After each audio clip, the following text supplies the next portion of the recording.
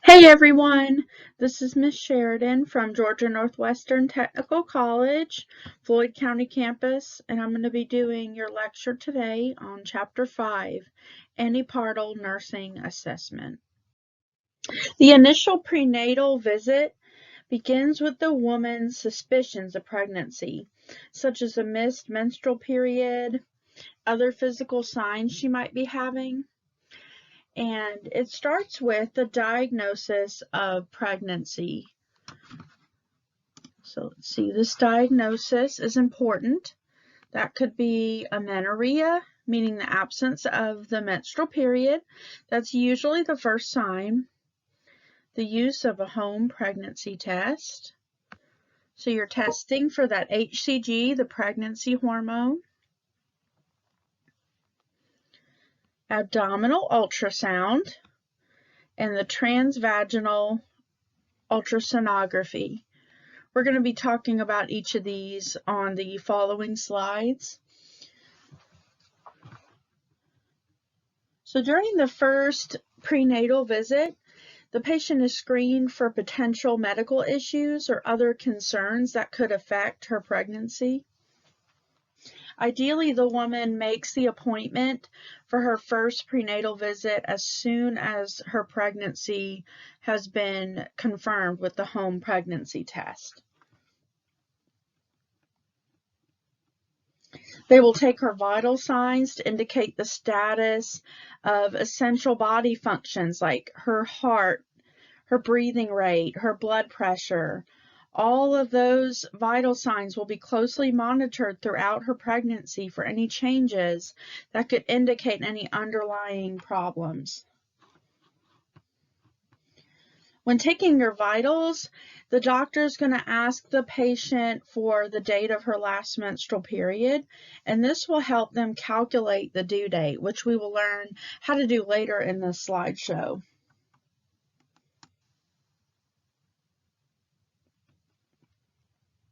They may ask the woman for details regarding any types of birth control methods she may use, the length and regularity of menstrual periods, and the severity of premenstrual symptoms.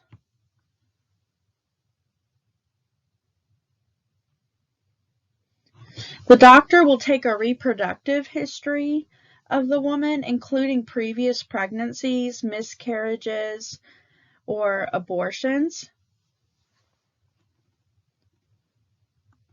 And they'll also take a gynecologic history.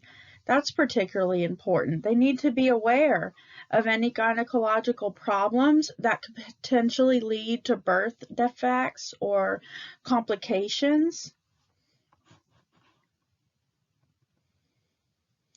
They'll take a medical history, any medical conditions that could lead to complications during pregnancy or threaten the health of the woman or the baby, and that could include things like diabetes and high blood pressure, lung or heart disease.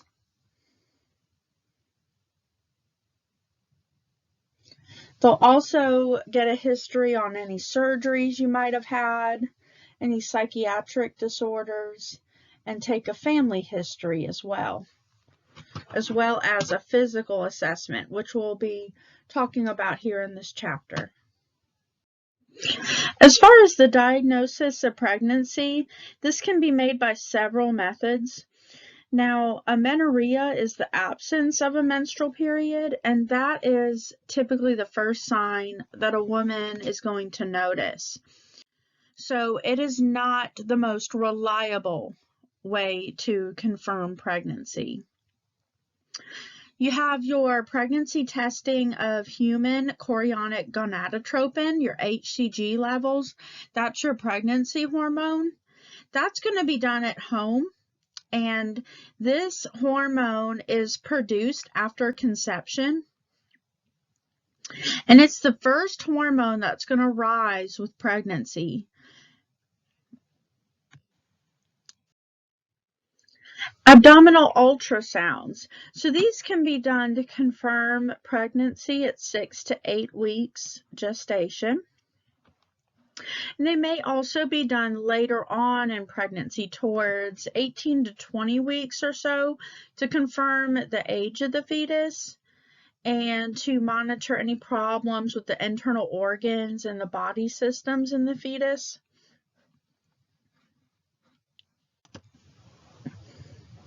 So this abdominal ultrasound is a procedure where the technician slides a transducer that emits high-frequency sound waves over the abdomen to project an image, also called a sonogram, and it projects it on the computer screen. So those ultrasound waves create a picture of the baby on the monitor. One thing I want you to remember is that for best, so that they can visualize easier, the mother needs to have a full bladder. Having the full bladder helps for better visualization. So the bladder acts as a reservoir of fluid, which helps the sound waves bounce back to aid in better visibility and more detailed images. Another thing the mother must be able to do is to lie still for several minutes and to be able to endure uncomfortable abdominal pressure on the abdominal wall, since she will have to put pressure with this transducer here. A transvaginal ultrasound uses high-frequency sound waves to create images of the internal organs as well as a developing fetus. It uses a wand-like instrument that's inserted into the vaginal canal, and this type of ultrasound provides a clearer view into the uterus, and it's especially useful for earlier on in pregnancy. For example, it can detect pregnancy as soon as 4 to 5 weeks gestation, which is 1 week sooner than the traditional abdominal ultrasound that you saw on the previous slide. They are not required to have a full bladder for this particular ultrasound. So that's one key difference.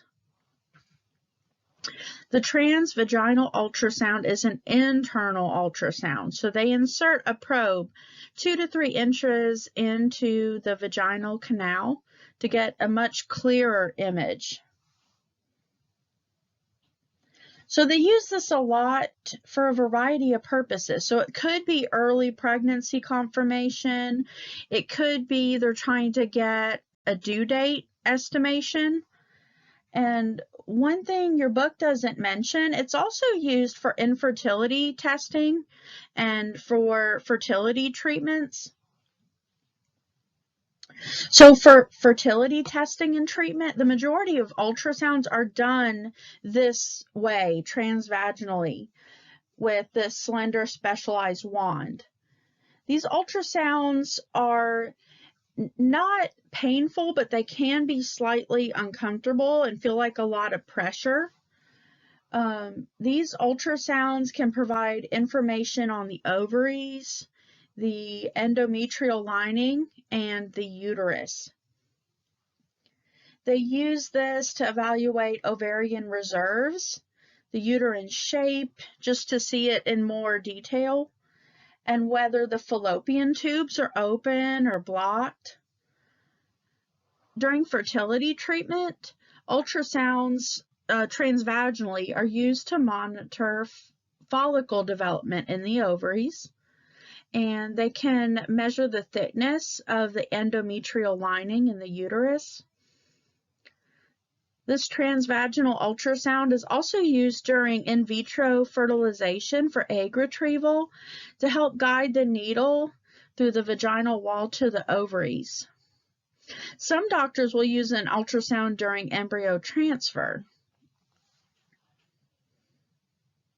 So I just want everybody to be aware that this is not only for pregnant clients, it's also for those trying to get pregnant or for patients on fertility treatment struggling with infertility. These can be very uncomfortable, so it's important as the nurse to provide support for the woman. You know, be there for her.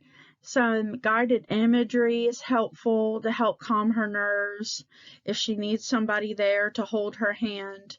This can be kind of a scary, invasive procedure, especially if she's never been through it before. So this transvaginal ultrasound it provides a better image of the female reproductive organs, including the uterus, the ovaries, fallopian tubes, and the cervix, because it can get closer to the actual internal structures it's examining. And the ultrasound waves do not have to travel through the abdomen as with the abdominal ultrasound. So now we're getting into pregnancy terminology. This chapter has some really important vocabulary words that you need to make sure you understand for your upcoming exam. We have Gravita and Para, also called Parity. This describes pregnancies rather than the number of fetuses. Gravita refers to the number of times a woman has been pregnant. Para refers to the production of a viable infant, regardless of whether the fetus is alive at birth. Viability, see how they're talking about in para, it's the production of a viable infant. This is what they mean by viable. It's a newborn weighing at least 500 grams or more than 20 weeks gestation. So they're either weighing at least 500 grams or more, or they are older than 20 weeks gestation. And then a multiple birth is a single parous experience, like giving birth to twins. It's one pregnancy. So I have lots of examples coming up on these next slides here. Gravidity and parity are terms used in maternity nursing to help communicate the pregnancy and birth history of the woman. There are two different systems that are used to help with this communication. We have one system that is a 5-digit system called the GTPAL, and we will be discussing this later on in this chapter. The other one is gravidity and parity. It's a 2-digit system, and we're going to discuss this one first. This whole slide provides you with a really great outline of gravita and parity. So gravidity is the number of times a woman has been pregnant.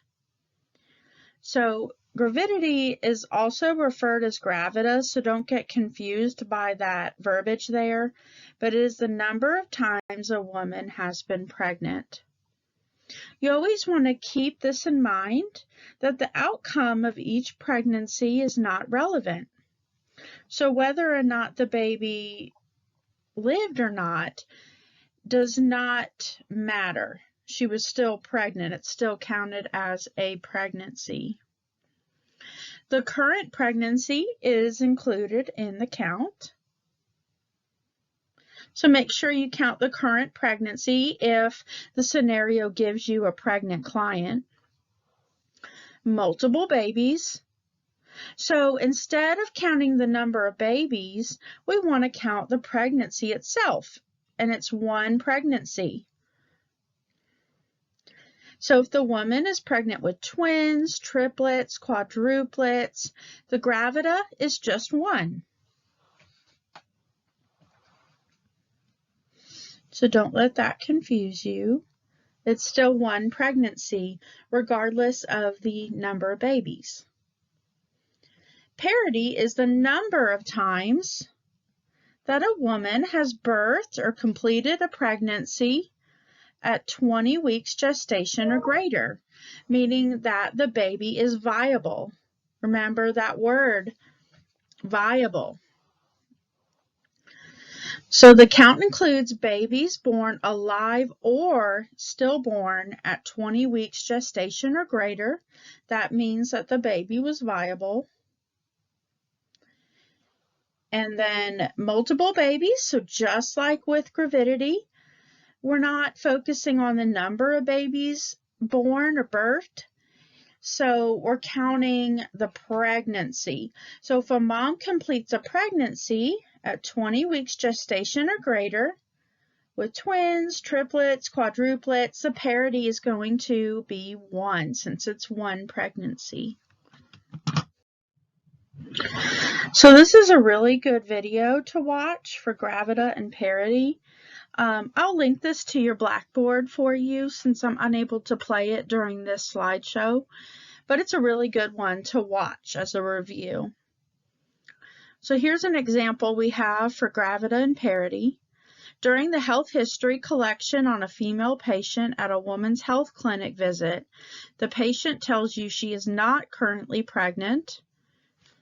So that's important. She's not currently pregnant, but she's been pregnant 3 times before. She states that at 39 weeks gestation, she gave birth to a boy. So 39 weeks gestation, birth to a boy. However, the other two pregnancies ended at 7 and 10 weeks gestation. So remember, those wouldn't be viable because viability means they were born at 20 weeks gestation or greater. So how would you calculate the patient's gravidity and parity? I've got the rationale on the answer on the next slide. So if you would like to pause your video and work on this question and then unpause it when you're ready to hear the answer and the rationale. Alrighty, so it's important to note that this patient was not currently pregnant, so we don't have to count that in our Gravita. But she has been pregnant a total of 3 times before, so that would be her Gravita. Her Gravita is 3. She goes on to further explain that she has only completed 1 pregnancy at 39 weeks, so that would be viable. Remember, para is all about viability, 20 weeks gestation or greater, or an infant weighing the 500 grams or more. And the other 2 pregnancies that she's had were completed at 7 and 10 weeks gestation, so they were not viable. So remember, parity is the number of pregnancies completed at 20 weeks gestation or more, so her parity is 1. Here's another example for you. You have a pregnant patient with twins at 30 weeks gestation. This is her first pregnancy. How would you calculate the patient's gravidity and parity? So take a minute to pause your video if you need to. Take note of any key words there in that example. And when you're ready to hear the answer and rationale, please unpause your video. All right, so this is this patient's first pregnancy, so her Gravita is 1. And she is still pregnant, but she has not completed this pregnancy yet. Therefore, the parity is 0. So parity is 0 in this particular example. Now, if we change it up a bit, and let's just say that she ends up giving birth at 38 weeks gestation to twins, what would the gravity and parity be now? So remember, with twins, it's still counted as 1 pregnancy, even though there are 2 babies. So Gravita would remain 1, but para would be 1. The parity changes since she has now completed the pregnancy. The para isn't 2 because we don't calculate the number of babies. We count it as 1. So multiple births you count as 1. So practice makes perfect here. This is for a Gravita and Parity example. We have our patient Susan here. She's 10 weeks pregnant, and she has a daughter, age 4, that she gave birth when she was 38 weeks gestation. And she has another daughter that's age 2 years old. She gave birth to when she was 37 weeks gestation. Previously, she suffered a miscarriage at 15 weeks gestation. So Gravita, what would her Gravita be? You can feel free to pause the video if needed. So she is 10 weeks pregnant. She's pregnant right now. She has a daughter, age 4, a daughter, age 2, and she also had the pregnancy that ended up in a miscarriage, unfortunately. So we have 1, 2, 3, 4. So her Gravita is 4. Para. Remember, para refers to viability. So it's 20 weeks gestation or greater, or an infant weighing 500 grams or more. So we don't know about her current pregnancy yet because she hasn't yet given birth, but we do know about her children now. So she has a daughter she gave birth to when she was 38 weeks, so that's past 20 weeks.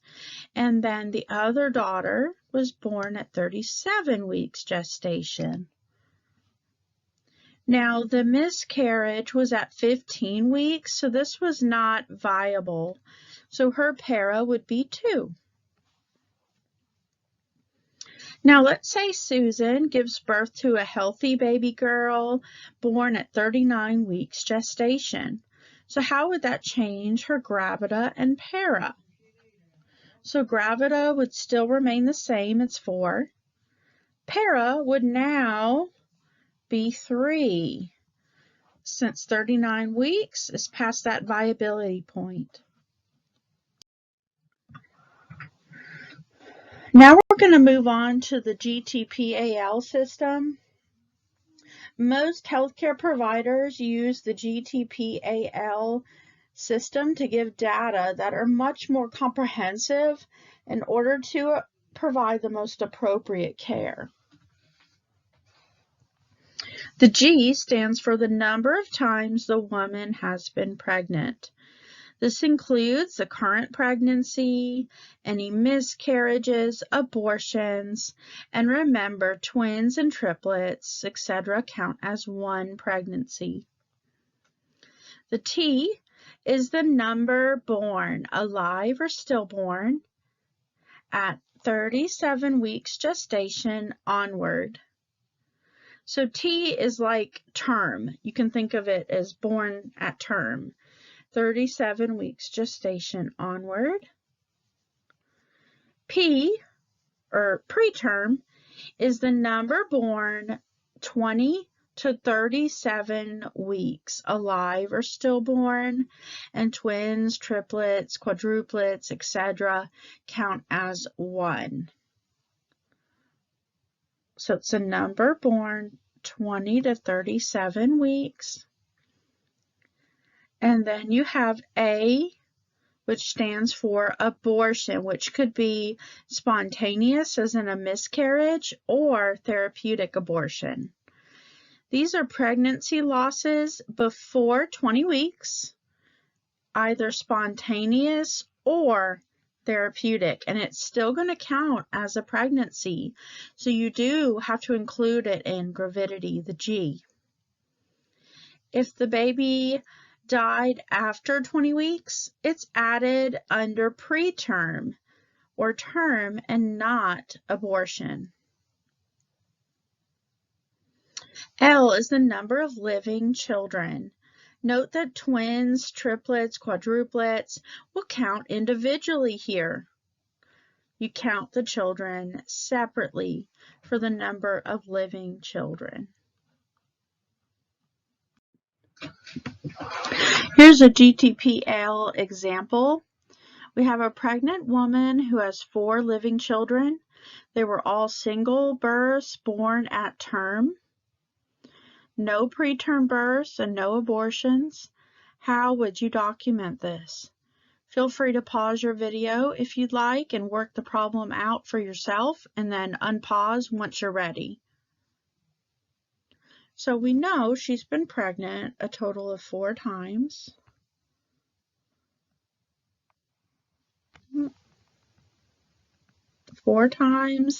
And they were all born at term.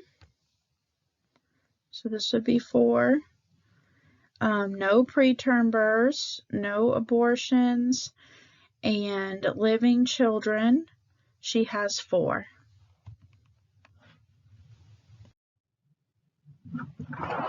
Here's another example for you.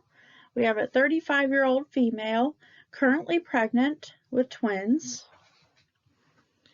She has 10-year-old triplets who were born at 32 weeks gestation, and a 16-year-old who was born at 41-week gestation. 12 years ago, she had a miscarriage at 8 weeks gestation. What is her GTPAL? Feel free to pause your video and work the problem.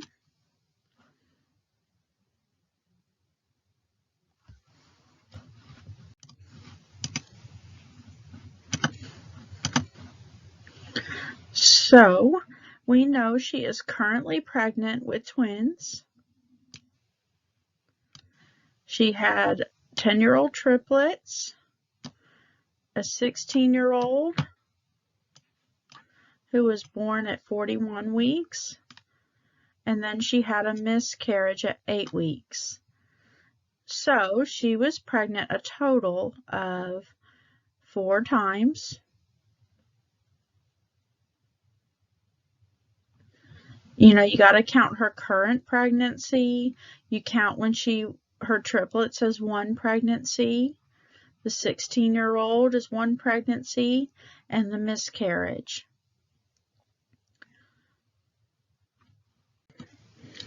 Remember that the T, or term, is the number born at 37 weeks gestation onward. Twins and triplets count as 1.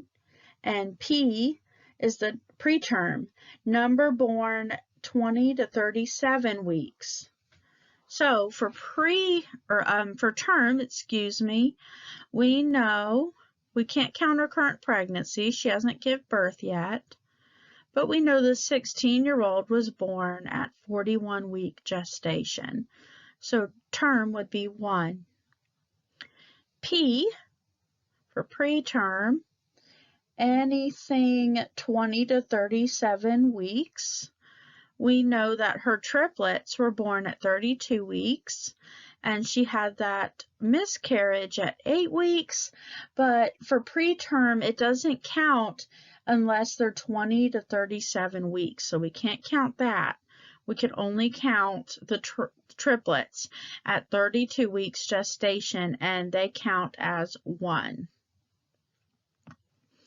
A for abortions, either spontaneous or therapeutic. We're going to count her miscarriage at 8 weeks gestation. L is the number of living children that she has. So she has the triplets and then the 16-year-old. So she has a total of 4 living children. I want to mention too that I will be posting a GTPL worksheet on your Blackboard, just some example practice questions for you to do on your own in your own time. And then I will post the answer key. Just make sure you work on the questions on your own first before checking the answers. And please make sure you know that you're welcome to contact me at all with any questions about anything on the worksheets or the slideshows, the lecture. anything in the book, etc. I'm here for you. This slide covers the selection of the healthcare provider. So there are options available for the pregnant woman. She has family physicians, so they provide healthcare for the complete lifespan.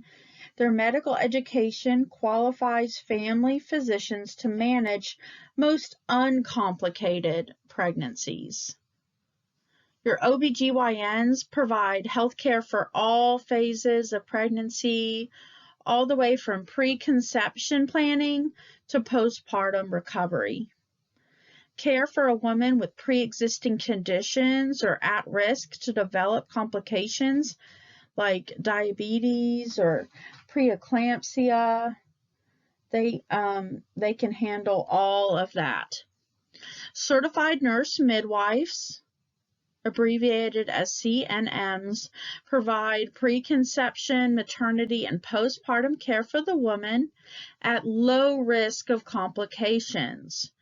They cannot perform C-sections, and the patient would need to be transferred to an OBGYN if a C-section is needed or if complications arise. Estimating the due date of delivery. So most women do not deliver on their due date. However, the establishment of a due date, or the estimated date of delivery, which we abbreviate as EDD, estimated date delivery, is important. It allows that healthcare provider to monitor the growth and the progress of the pregnancy. So the method for determining the estimated date of delivery is based on Naegele's rule.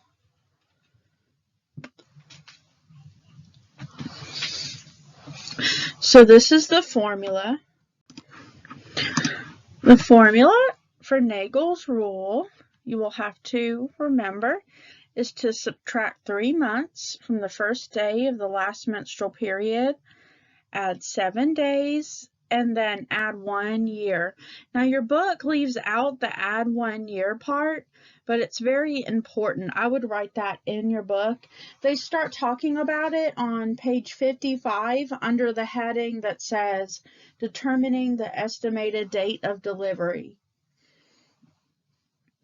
So this will indicate the approximate date of delivery. It's an estimate. I like this little picture right here because I'm very visual. So you begin on the woman's first day of her last menstrual period and subtract 3 months from that. Add 7 days, and there are 7 letters in the name Naegele, and add 1 year.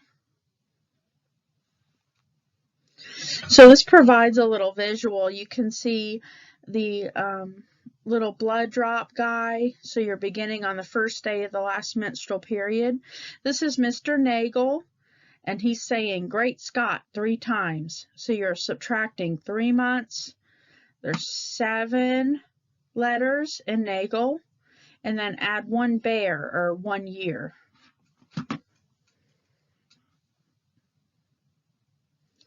There's a good video to watch on YouTube for Naegele's rule that I will be sure to post to your Blackboard for you to view, since I can't play it while I'm recording this slideshow. So some key points about Naegele's rule is that it's used for estimating the expected due date based on the last menstrual period. It bases that calculation that the woman has a 28-day menstrual cycle and that it will be a gestation period of 280 days or 40 weeks. Both of these will vary since women and pregnancies vary. Gestation is slightly longer typically for first-time mothers. So Naegele's rule is just an estimation.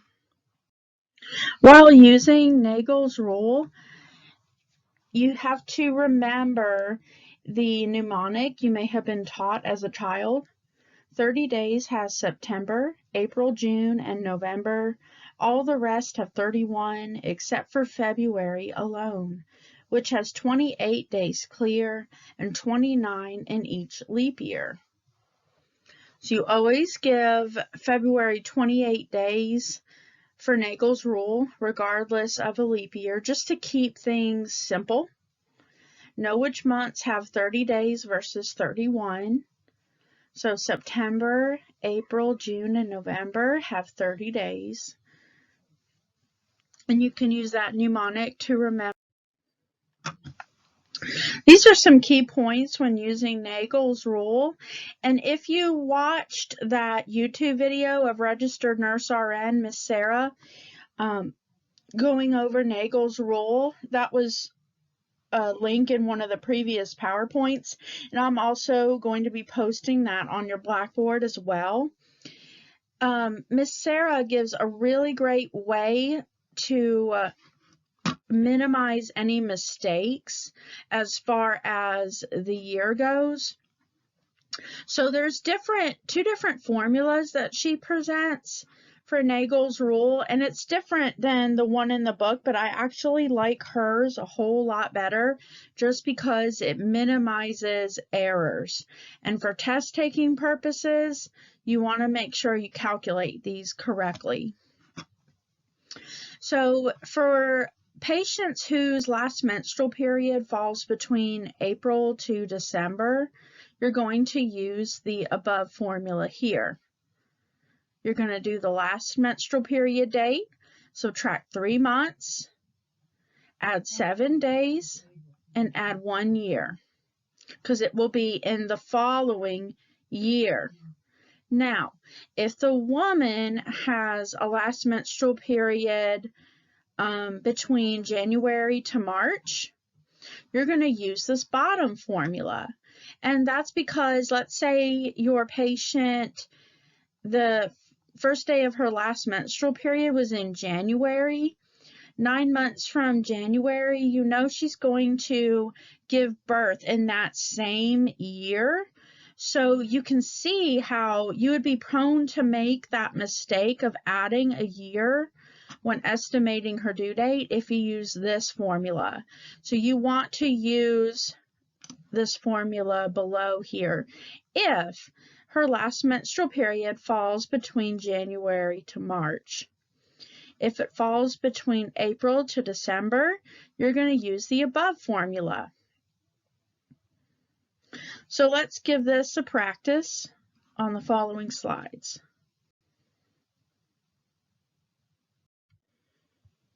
Here are some practice Naegele's rule questions. Feel free to pause the video and work these out for yourself, and then when you're ready, play the video and we'll talk about the answers. I recommend pausing it and trying these for yourself. So for number 1, the first day of her last menstrual period was April 15th, 2018.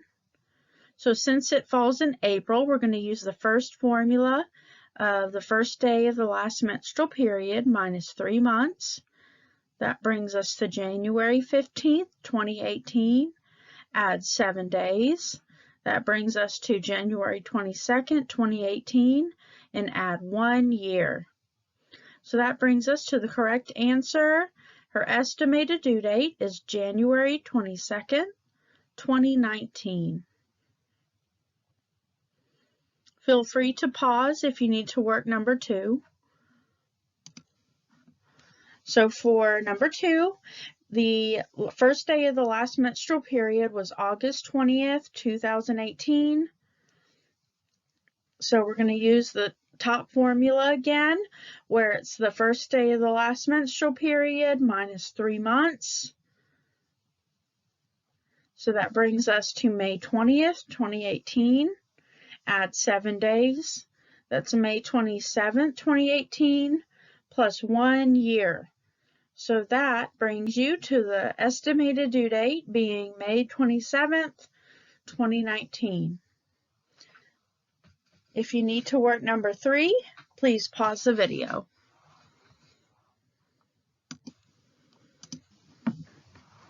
For number 3, The first day of her last menstrual period was February 19th, 2019.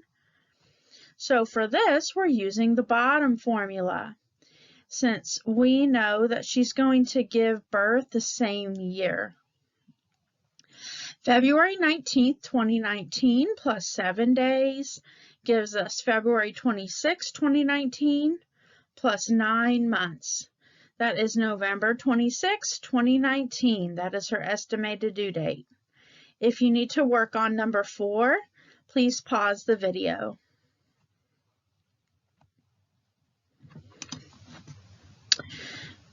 Number 4, the last menstrual period was March 28th, 2019. Add 7 days. So this brings us to March 35th, 2019. And we know that March has only 31 days. So we know that it's going to flow into April. April 4th, 2019. Add 9 months. And that brings us to January 4th, but we have to add 1 year since we know her estimated due date is in January, which would be January following year. So January 4th, 2020. It takes some practice. I'll have a Naegele's rule activity worksheet on your blackboard. Just some practice questions you can do on your own time, just to make sure that you understand, because you will have some questions on your upcoming exam. So this is a gestation wheel. This is a handy tool for determining the gestational age, and it's based on Naegele's rule. The arrow labeled first day of last menstrual period is placed on the date of the last menstrual period. The date at the arrow labeled expected delivery is then noted.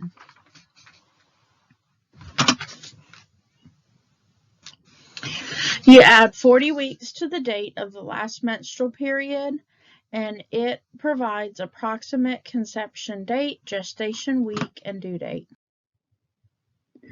As soon as a pregnancy is confirmed, the nurse can reinforce health promotion. She needs to encourage the woman to schedule the first prenatal visit as soon as the pregnancy is confirmed.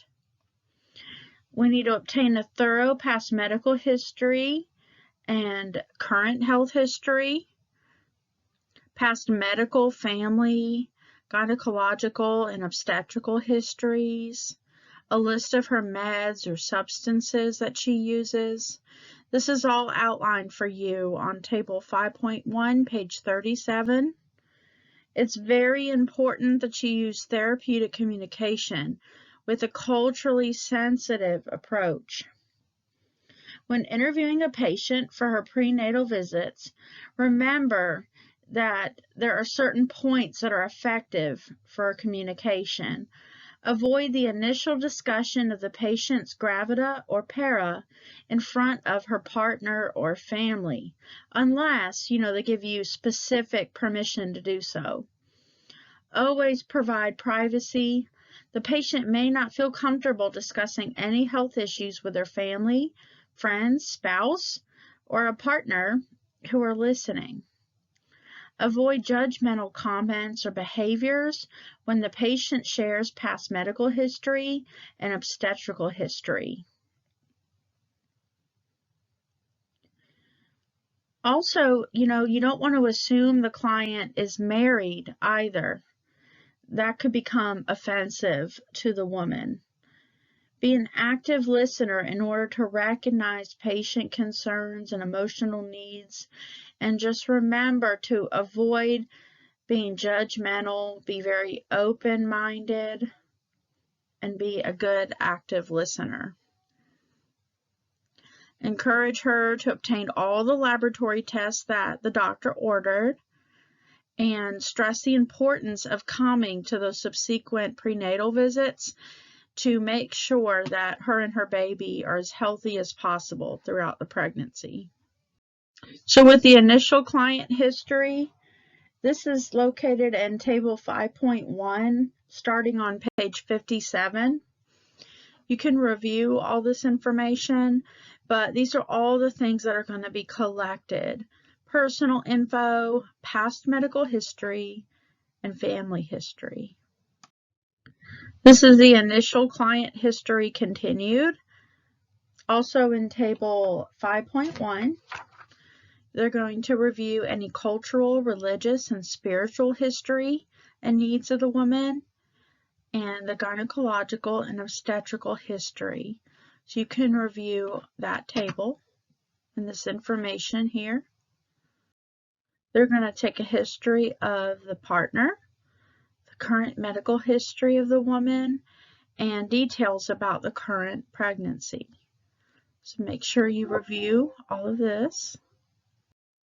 This is a mnemonic device that you can use to remember the antepartum assessment.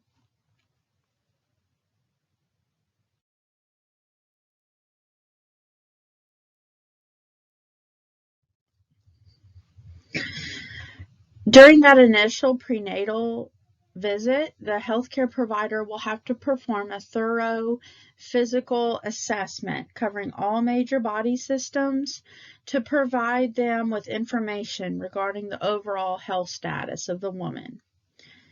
The patient is draped and placed in the lithotomy position. So the patient lies on her back, her thighs are flexed on her abdomen, legs on thighs, thighs abducted. And it's like the stirrup position. This patient allows the healthcare provider a clear view of the external and internal genitalia. They're looking for any lesions, any discharge. They can take a culture for sexual transmitted infections if needed. They examine the internal genitalia with vaginal speculums to observe the cervix for any signs of pregnancy. They do a pap smear that may be obtained to detect possible cervical cancer to help rule it out. After the speculum is removed, the examiner will perform a bimanual exam of the uterus to determine its size. During the bimanual exam, the healthcare provider places the gloved middle and index fingers into the vagina to identify the cervix. Then the examiner places the other hand midway between the umbilicus and places the other hand on the symphysis pubis and presses downward towards the pelvic bone. Using the fingers, the examiner palpates for the uterine fundus.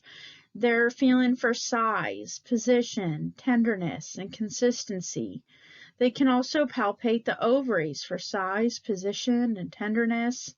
They assess the pelvic bones. And I'm not so concerned with you guys remembering the diagonal conjugate or the obstetric conjugate on page 56 and 58. The one that I do want you to remember is that ischial tuberosity diameter, this one right here. This is on page 58 of your textbook, and it's actually the smallest dimension of the pelvis, and it should be at least 10 centimeters to allow the fetus head to pass through the pelvis.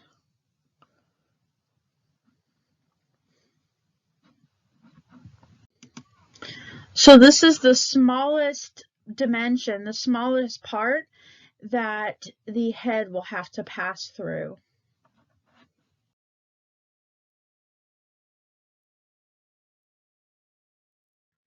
These are the laboratory tests that are recommended for all pregnant women. You have your complete blood count or your CBC to determine the overall health, detect anemia. You have your antibody screen to determine whether the mother has been exposed to fetal blood.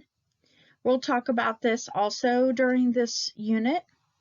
Blood typing and RH factor to identify which blood type, A, B, AB or O, and RH status.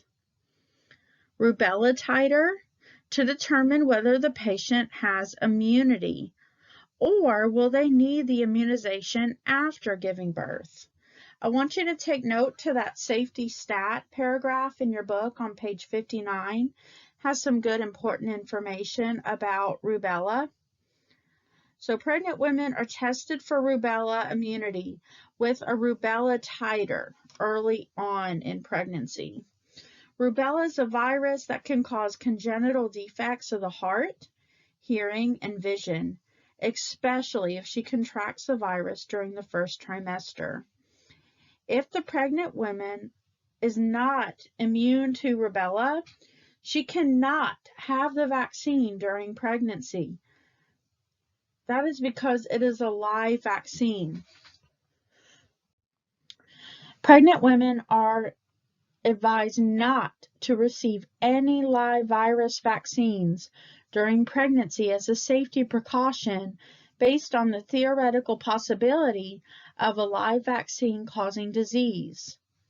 An example is rubella virus, leading to congenital rubella syndrome.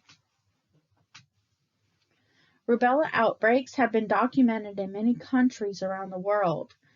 A pregnant woman who is not immune should be careful about foreign travel, especially during the first trimester when the fetus is at the highest risk for problems.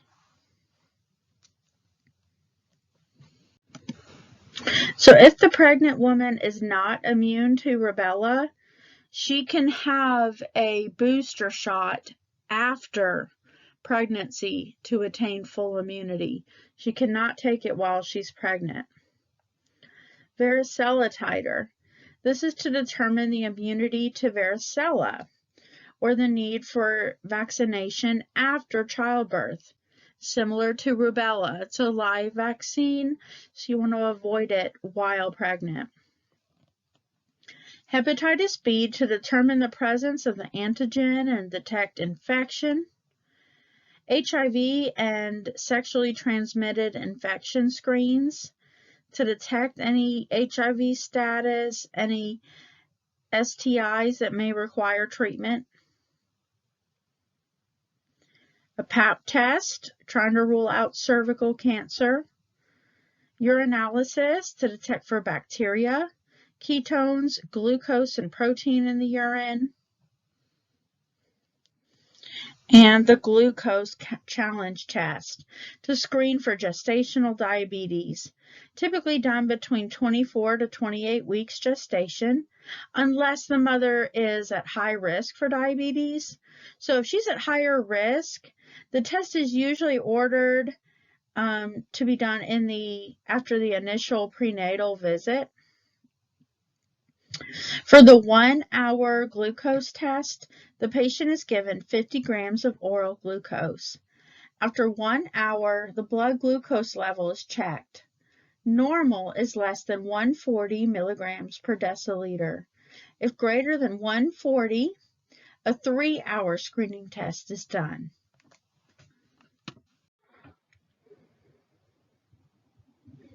Screening test for fetal health. This first one is called the Quadruple Screen. It's performed on the mother's blood serum between 15 and 20 weeks to detect specific levels of serum markers. So this is called a quad screen because it tests for 4 different serum markers. The first one is alpha fetoprotein, AFP.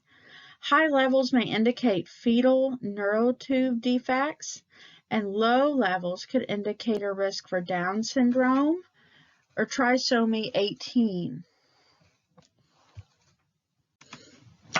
Trisomy 18 is a condition that causes severe developmental delays due to an extra chromosome 18.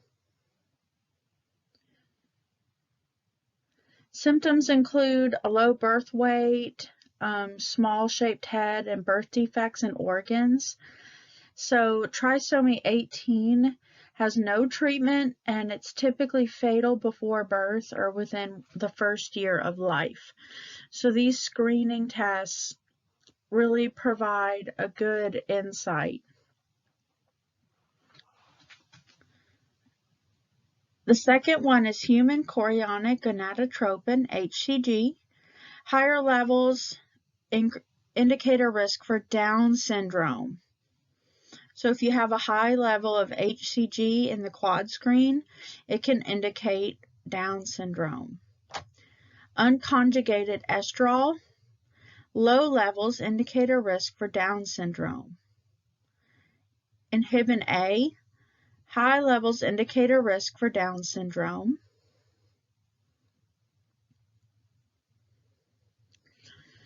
Chronic villi sampling is done between 11 and 13 weeks gestation. This is a thin tube inserted into the chorionic villi in the cervix or abdomen. So they can go in via the cervix or the abdomen to take a sample. Cells are obtained and looking for genetic disorders. Possible complications following the chorionic villi sampling are spontaneous abortion and infection. On page 60 of your textbook, figure 5.5 gives you a visual of that chorionic villi sampling done for testing genetic disorders.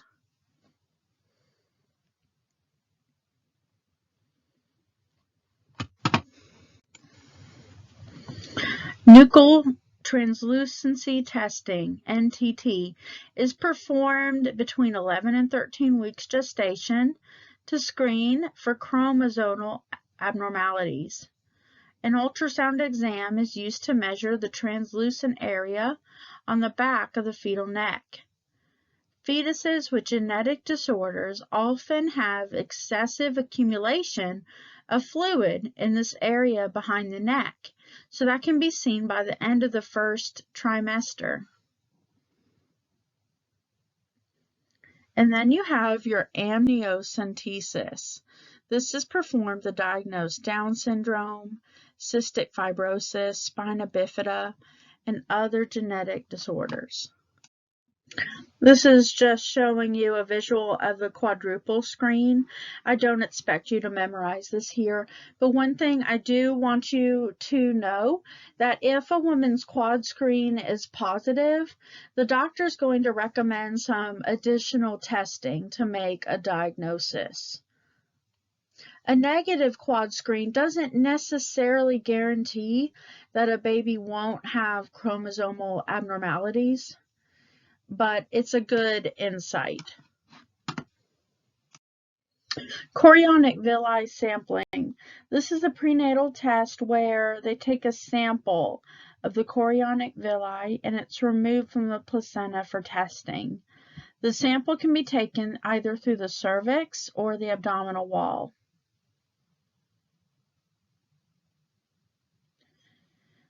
This can reveal whether a baby has a chromosomal condition such as Down syndrome, as well as some other genetic conditions like cystic fibrosis.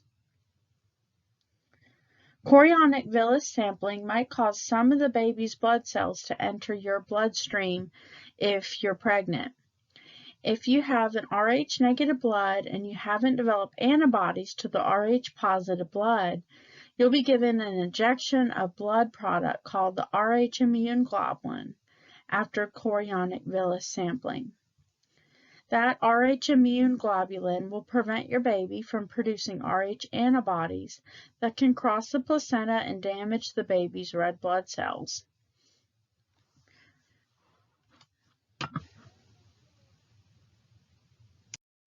The Nuchal translucency scan uses ultrasound to assess the developing baby's risk of having Down syndrome and some other chromosomal abnormalities, as well as congenital heart problems.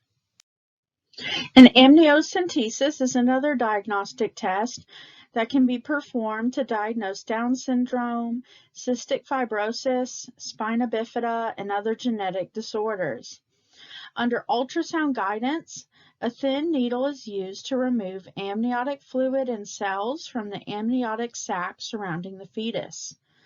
Possible complications after an amniocentesis are spontaneous abortion, infection, needle injury to the fetus, a leaking of amniotic fluid, RH sensitization, and infection transmission, especially if the mother is HIV positive, for instance, or has hepatitis C or toxoplasmosis.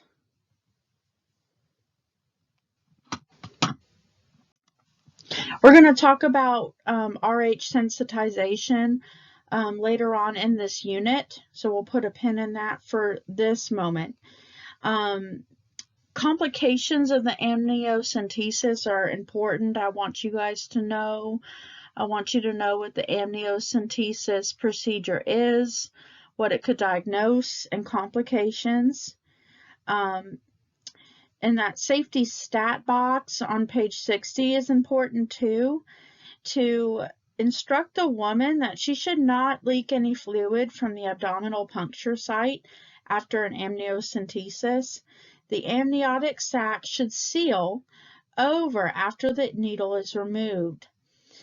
Instruct the patient to immediately call her healthcare provider if she notices any leaking of fluid from the abdominal puncture site. Leaking fluid is going to lead to infection of the uterus, which could be deadly.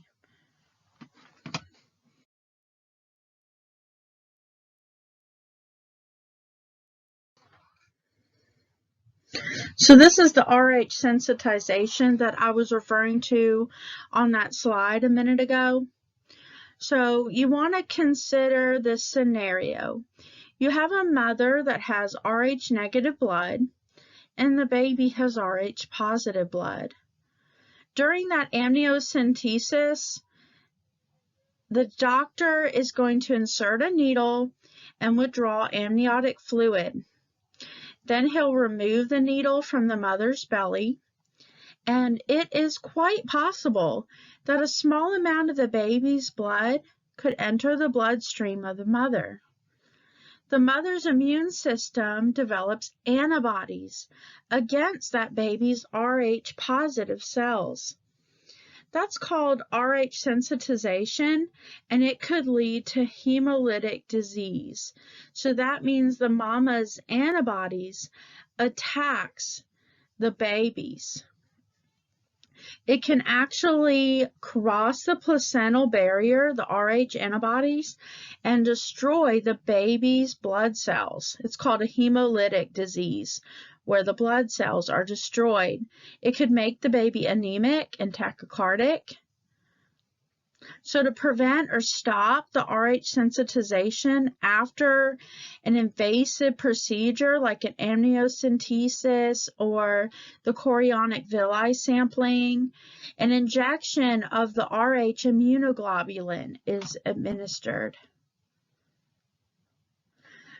So RH sensitization can happen when the mama is RH negative, but her baby is RH positive.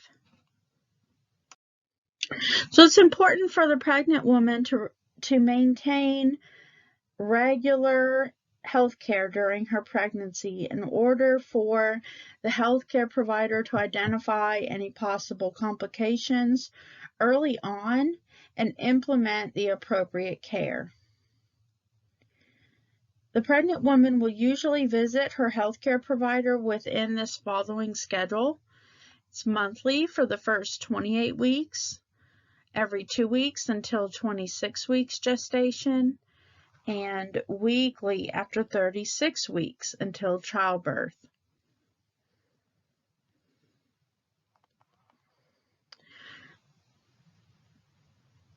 During each visit, the healthcare provider and the nurse will evaluate any physical or psychological patient concerns, answer her questions, take a current weight to make sure that she's monitored for appropriate weight gain, monitor vitals for increasing blood pressure, perform urinalysis, looking for glucose that might indicate gestational diabetes, ketones that's produced when the body is breaking down fat for energy. Protein in the urine may be a sign of preeclampsia. We'll talk about that in one of the following chapters. Protein in the urine could also be a sign of kidney damage or urinary tract infection. Nitrates in the urine indicate urinary tract infection.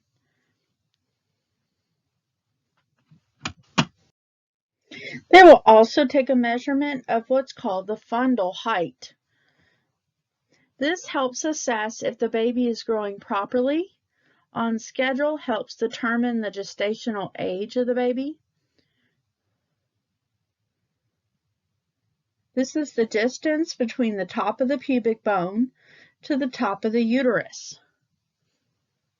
The fundal height is measured in centimeters. So they're going to take a tape measure and extend it from the symphysis pubis to the fundus of the uterus.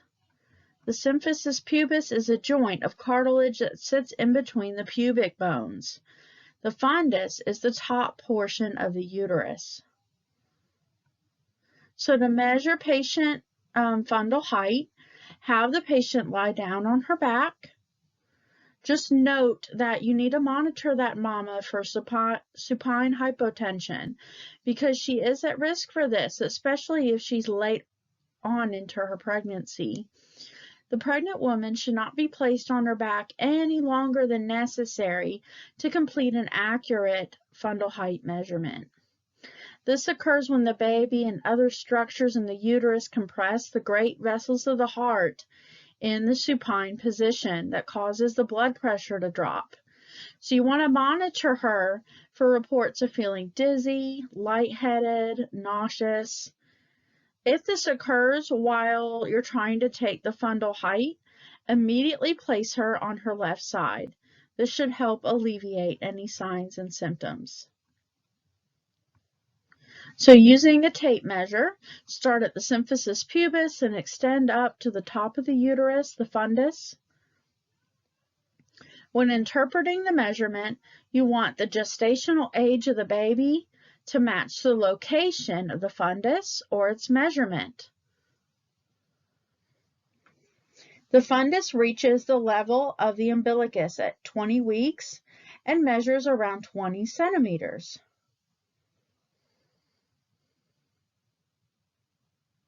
So after about 20 to 36 weeks, the measurement of the fundus from the symphysis pubis will start to match the fundal height measurement reading, plus or minus 2 centimeters or so, but it will be pretty close.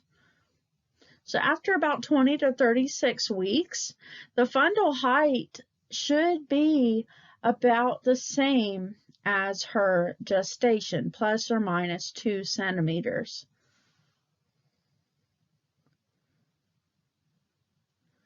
The fundus is found above the symphysis pubis at 12 weeks. The fundus is found around the belly button at 20 weeks.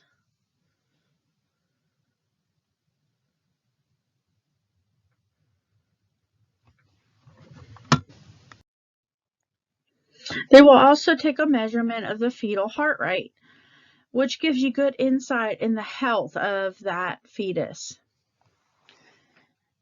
They take a handheld device called a Doppler, and that's used to listen to the fetal heart rate, FHR. It may be heard as early as 8 weeks, but more commonly it's heard at about 10 to 12 weeks. If unable to hear the fetal heart rate by 12 weeks gestation, an ultrasound may be completed to evaluate for fetal development. Also, quickening. This is a term when the pregnant woman starts to feel or perceive fetal movements in the uterus. This is expected between 16 to 22 weeks. It's very common for first-time pregnant women to notice quickening later than a woman who has been pregnant before. So a woman has been pregnant before might notice quickening sooner than a first-time mom. The antepartum period while the patient is pregnant has various psychological changes that are going on in her life.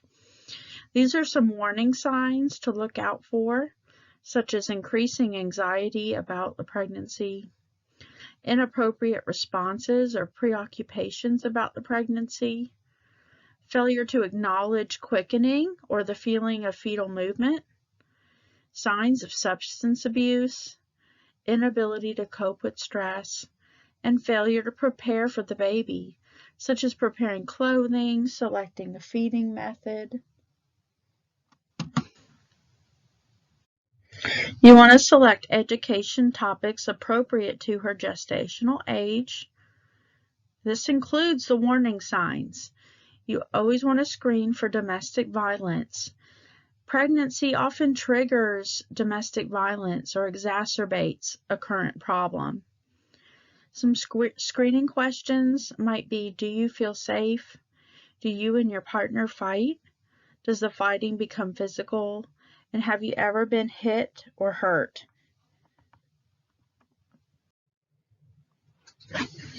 Warning signs of possible domestic violence. Later absent for prenatal appointments, having injuries to the face, neck, head, chest, or abdomen, vaginal bleeding, genitourinary infections, signs of anxiety, depression, and self-harm, and signs of alcohol or substance abuse. As the nurse, it's extremely important to be there for your patients in a non-judgmental manner and a caring fashion. Be a good active listener.